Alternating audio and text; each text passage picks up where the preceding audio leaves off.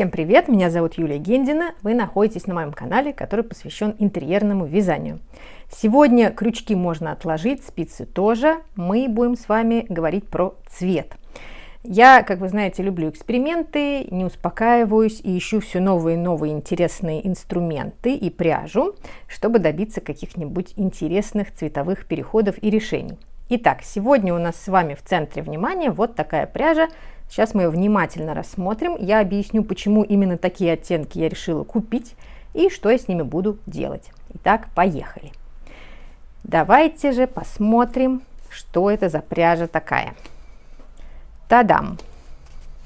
Пряжа Yarn Art Flowers Merino. Я думаю, что Flowers от Yarn Art вы знаете.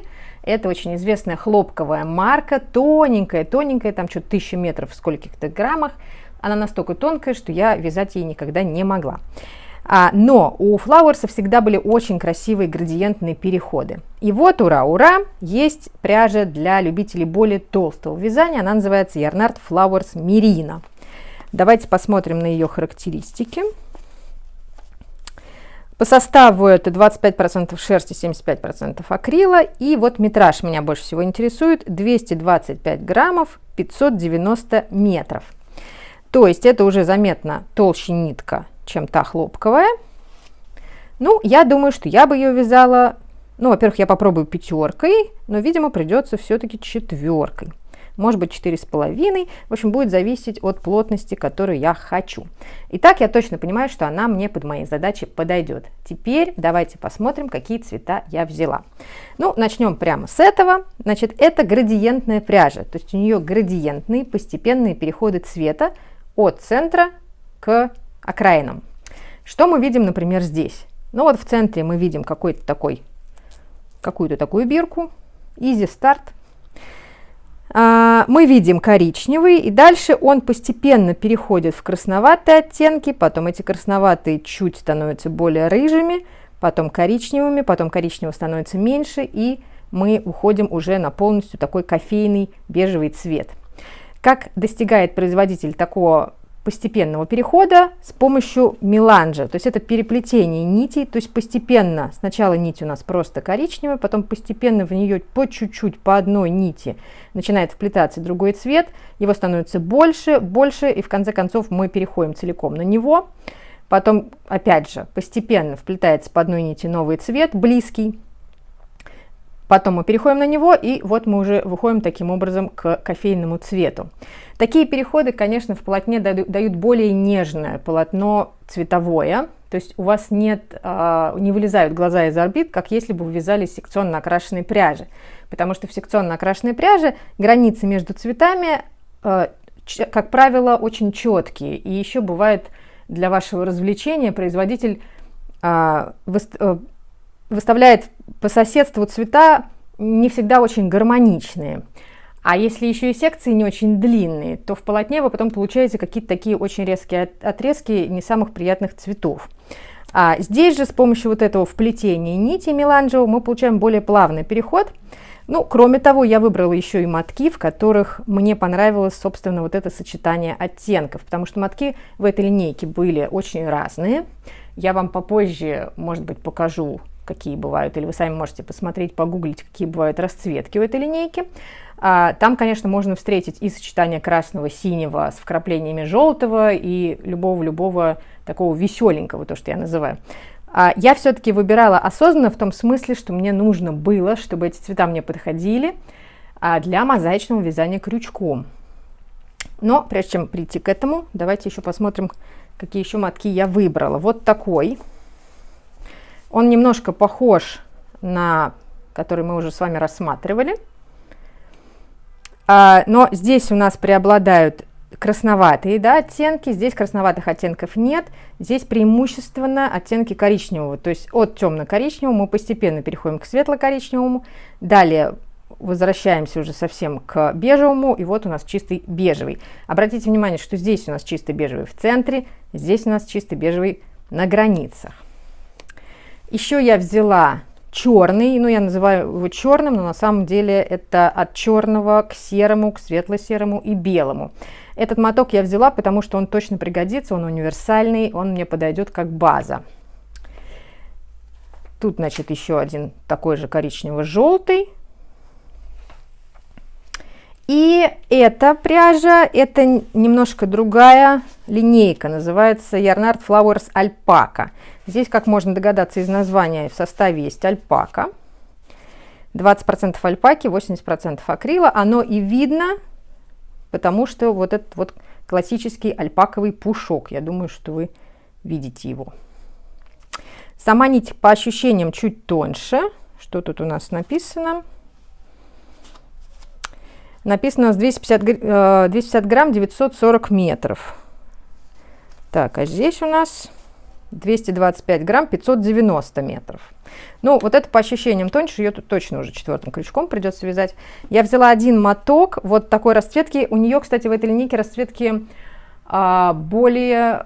более богатая, в смысле, что она такая более интеллигентная, что ли. Мне было из чего выбрать, в отличие от этой линейки.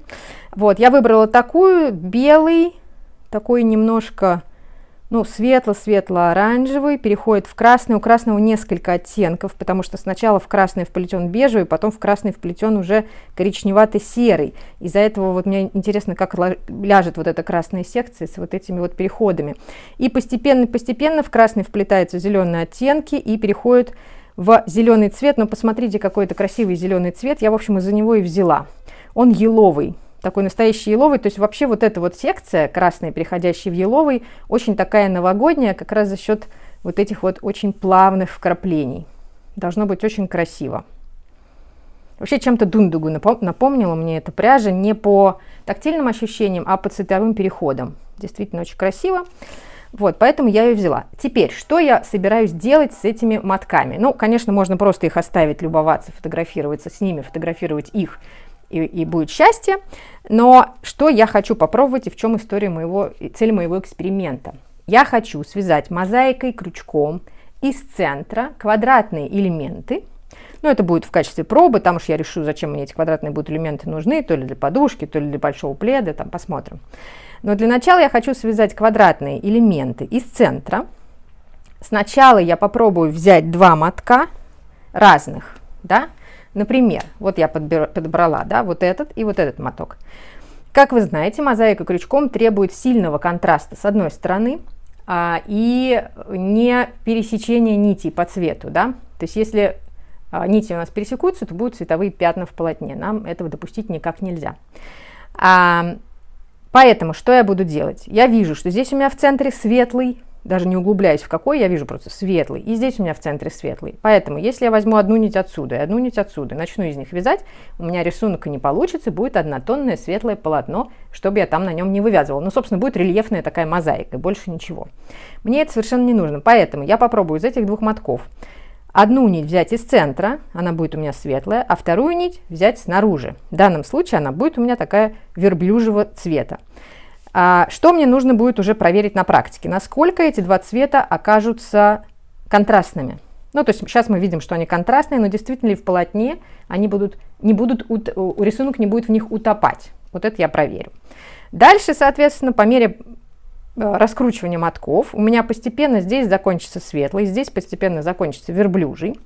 Здесь начнется уже желтый с элементами светлого, а здесь у меня начнется коричневый с элементами светлого. Опять же, будет большой эксперимент, насколько они будут друг с другом хорошо смотреться.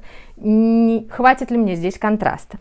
Дальше в какой-то момент я постепенно здесь буду уходить в темноту и перейду в темно-коричневый, а здесь я постепенно буду уходить в светлые тона и дойду до молочного.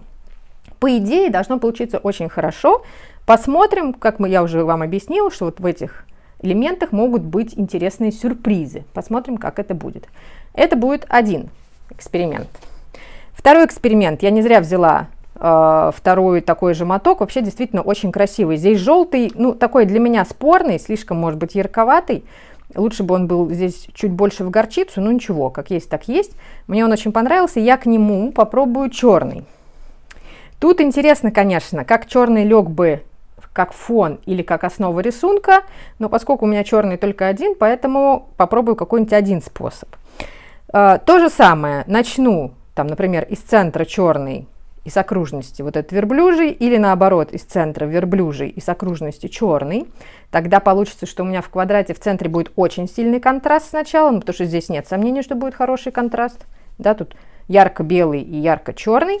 Соответственно, дальше, по мере того, как я буду продвигаться, у меня здесь будет уже желтоватый, да, с вкраплениями белого, а здесь, например, уже начнется серый и тоже будет хорошо.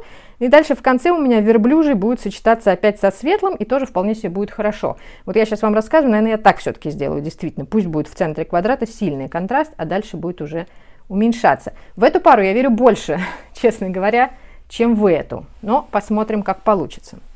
Дальше. У меня есть еще вот такой очень красивый моток. Я к нему не нашла компаньона, вот по примеру предыдущих мотков, которые я вам уже показывала.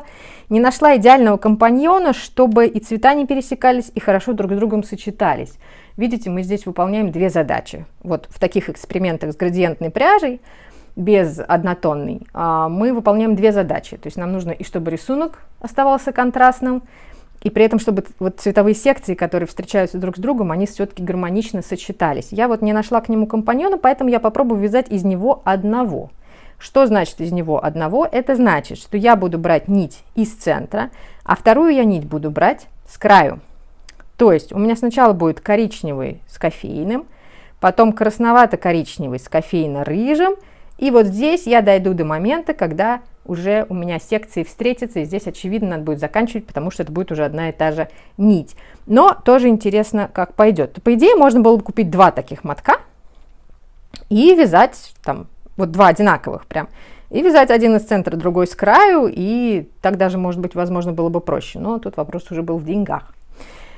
И также я хотела бы поступить с этой новогодней, назову ее так, пряжей. То же самое, я хочу взять кончик из центра и второй кончик снаружи, и вот так вот вязать в какой-то момент, пока не дойду до места, где у меня нить уже будет одного и того же оттенка.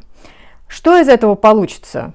Посмотрим. Я обязательно вам покажу, обязательно сниму видео, расскажу, что из чего получилось. Просто пока я не раздербанила эти мотки, мне хотелось вам их показать.